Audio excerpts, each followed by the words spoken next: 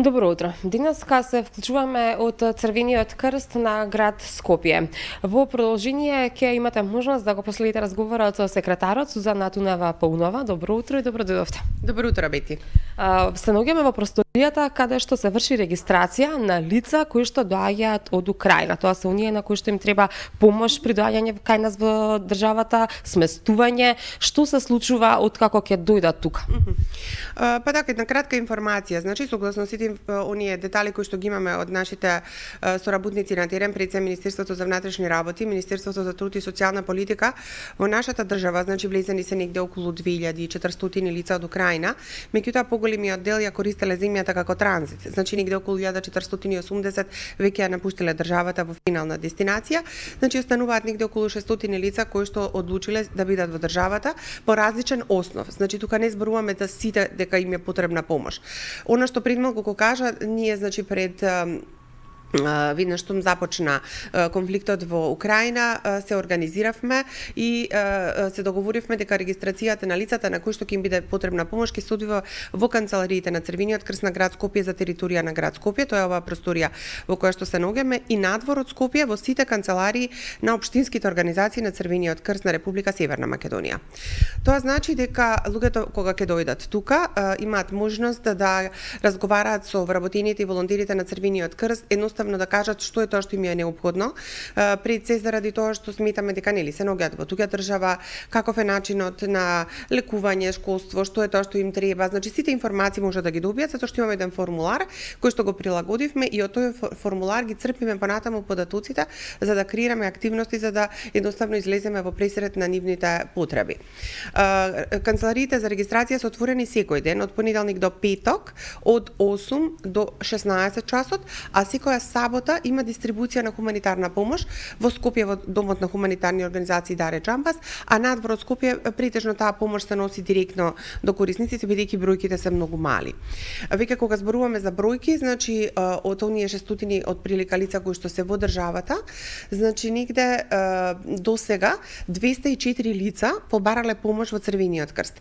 Најголемиот дел од нив се сместени во Скопје, негде околу 67%, а сите останати градови имаат многу помал број на лица, значи тука зборуваме за 1 до 3 до 5 семејства, значи после Скопје имаме 12 лица во Прилеп, 17 во Куманово, а другите градови се со 3 до 5 лица. Така би ве прашала, Сузана, дали лицата кои што се сместени се сите во семејства и дали семејствата се доброволци? Каде може да се пријави никој ако сака да прими лице од Украина?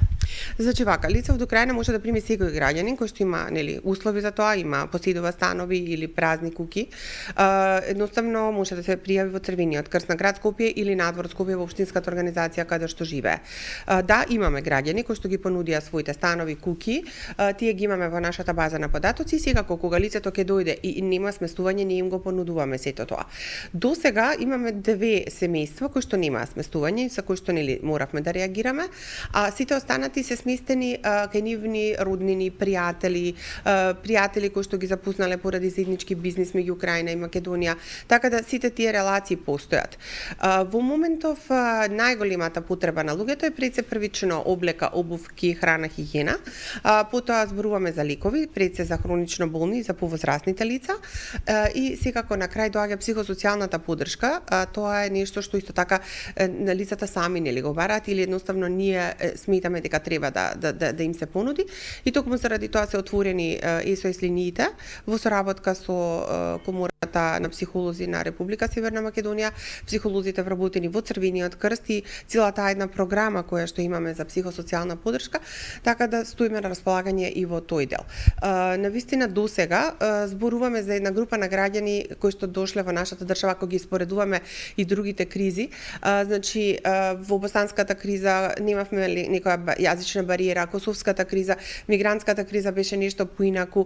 Ова е нешто, да кажам, слично на босанската криза со тоа што луѓето кои што доаѓаат се многу кротки, многу сличен менталитет со нашиот, зборуваат нели руски јазик кој што нели не можеме се да разбереме, меѓутоа помладите зборуваат англиски, така да имаме поддршка и од наши граѓани кои што зборуваат руски, кои што се пријавуваат како волонтери, да ни го улеснат процесот на проценка на нивните потреби. Така би ве прашала, како знаат бегалците дека треба тука да дојдат да се регистрираат? Кој ги информира за процедурата?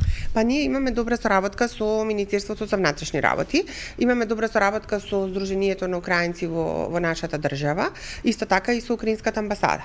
Така да преку тој систем на заедничка соработка луѓето ги добиваат веднаш информациите дека треба да се пријават прво во најблиската полициска станица во местото на живење, каде што е нивното нели станот или куќата кај се сместени, и потоа веќе можат да дојдат во Црвениот крст.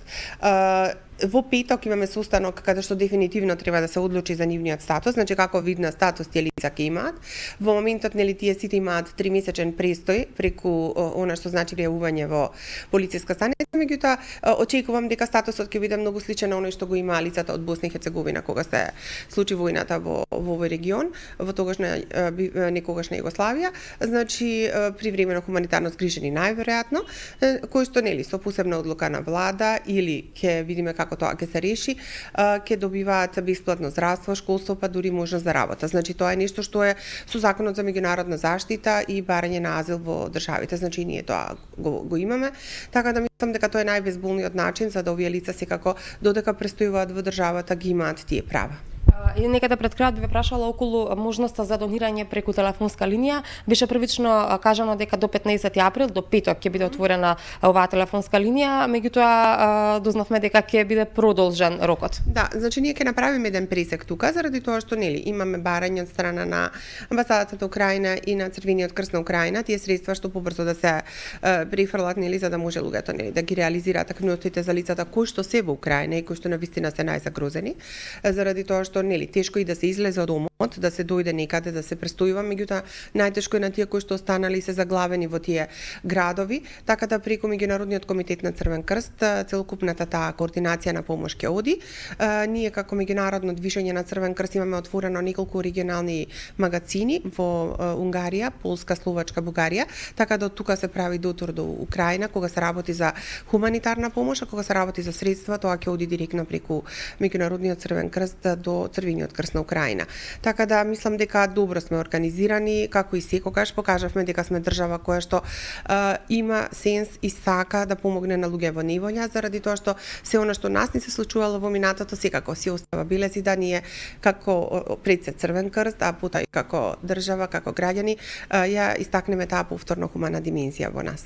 Така, тоа значи дека има заинтересирани граѓани кои што донираат средства и од друга страна спомнавте дека има се потребни облека, обувки на граѓаните кои што престојуваат моментално тука, дали тоа од граѓани повторно се донации? Значи вака, на телефонските линии има одредена сума на пари која што е нели од страна на граѓаните, пошто тоа е најбезболниот начин. Ние апелиравме цело време дека тоа е најдобриот начин кога се работи за некоја дестинација која што е далеку од нас, заради тоа што логистиката може да ги потроши парите додека се однесе помошта. А вака кога имаме средства може директно да се прифрлат и многу поефикасно и побрзо да се делува. Меѓутоа исто така имаме донации од корпоративниот сектор, градот Скопје исто така со одлука на Советот има донирано средства, така да се тоа нели до 15 ќе го сумираме, мислам дека ќе продолжиме до крајот на април, заради тоа што сметаме дека треба да останеме отворени уште некое време за да видиме што се ќе се случува. Инаку генерално оној голем апел кој што го имаше меѓународниот Црвен крст за Украина во однос на полнење, да кажам, со донации е во добра кондиција, да кажам, заради тоа што државите секако пред се во Европа се одзваа многу брзо на тој апел. За нас тука некаде ќе ви заблагодарам за денешното вклучување во утрински брифинг. Овие се важни информации кои што ги споделивме со нашите граѓани во однос на тоа како ние како држава и како хуманитарна организација Црвен крст им помагаме на луѓето во неволја. Ви благодарам уште еднаш. Благодарам, Бети. А по разговорот со Сузана Тунева-Пунава од Црвениот крст на град Скопје, повторно се враќаме со содржините од студија.